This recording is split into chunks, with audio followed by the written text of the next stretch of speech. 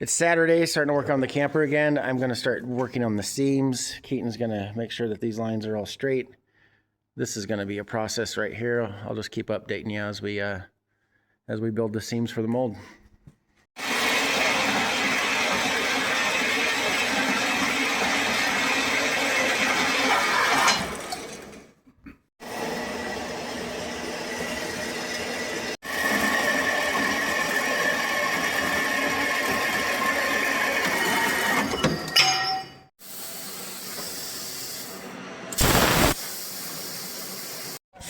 Here's some of the seams I'm putting together already. What I'm doing right now is I got to make this into an angle. It's got to be 3 degrees setback. Hard to explain, but I'll try anyway. This mold, when it comes apart, is going to come apart directionally. You see right here how there's these flanges and then those dots? Well, you can't pull the mold this direction because you'll snap those dots off. So this back part right here, which is going to be another piece of the mold, that has to come off first. So you take that off because it's directional. Then this part can come off this direction. I know it seems super elaborate, but you really want to lock those seams together because they like to warp over time. Fiberglass tries to change shape constantly on you. What else was I going to say about this part? Yeah, it's a directional mold. And the way it's designed, why it's offset so much is that you would kind of have to be an idiot to unbolt this big section of it and try to pull it first, because it's a big section of the mold. It just naturally makes more shape for you. You want to, take the small part off first. So that's how I'm building it. And I know it seems super elaborate, but over time, when your mold lasts for a long time, because this mold is going to last, it's going to be a very, very hardy mold. Yeah, anyway, keep watching. Thank you. So I'm drilling holes in this and running self-tappers down into it to lock this flange in place, because when we make our mold, the mold's going to come up here. We'll laminate it to that. When the fiberglass and everything cures, we'll take this off, and that's how you get the seam for your mold. And then we'll put mold releaser on the mold side that's cured, and we'll get this in this part of the mold. It'll make sense when we build it. I'll show you. It's hard to explain this stuff, or maybe it's not, but in my experience, every time I try to explain this to somebody, they kind of just glaze over and they just nod and act like they know what I'm talking about. But like I always said, this stuff seems really complicated to a lot of people, and it's not. Once you've done it and seen it done, it makes sense. But it's really hard to explain it to people because you're like, oh, this is the reverse image of that, but it's inverted upside down and backwards. I'm really bad at making videos. I always just keep working. And I tell myself, oh, you better stop and make a video. Well, anyway, so don't look at my welds too much. There's always a welder hiding in the comment section somewhere going to tell me how to weld and what I'm doing wrong. Well, you'll be happy to know that this welding and this metal will be thrown away after it's done being used for tooling or repurposed, cut apart and repurposed.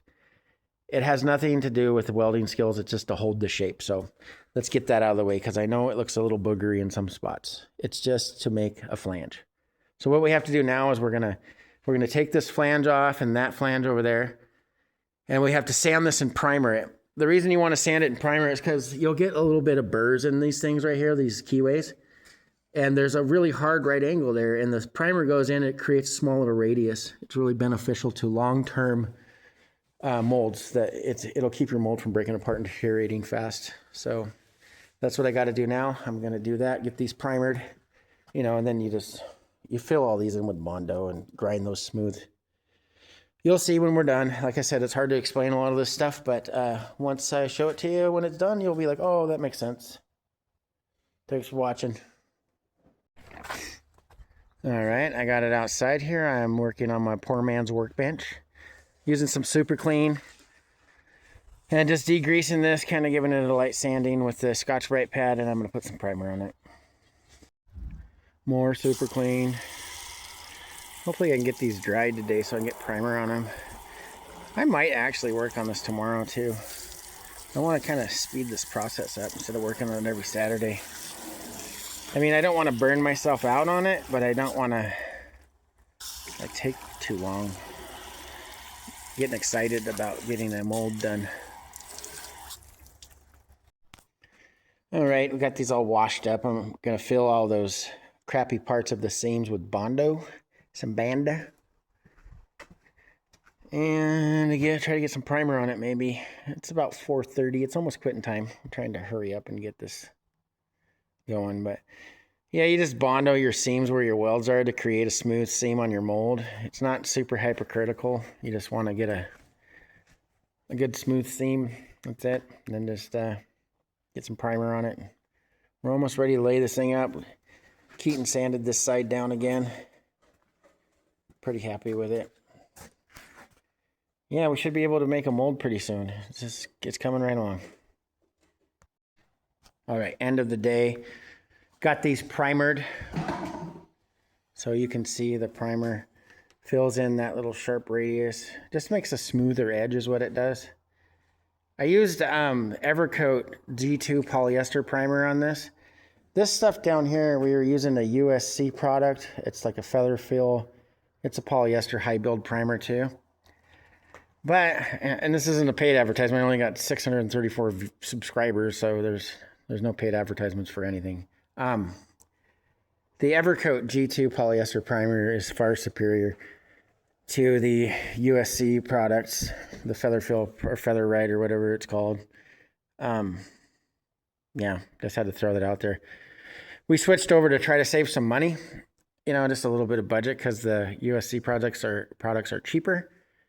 And I noticed immediately it wasn't as good. It was good enough to make a plug or a form that we're making.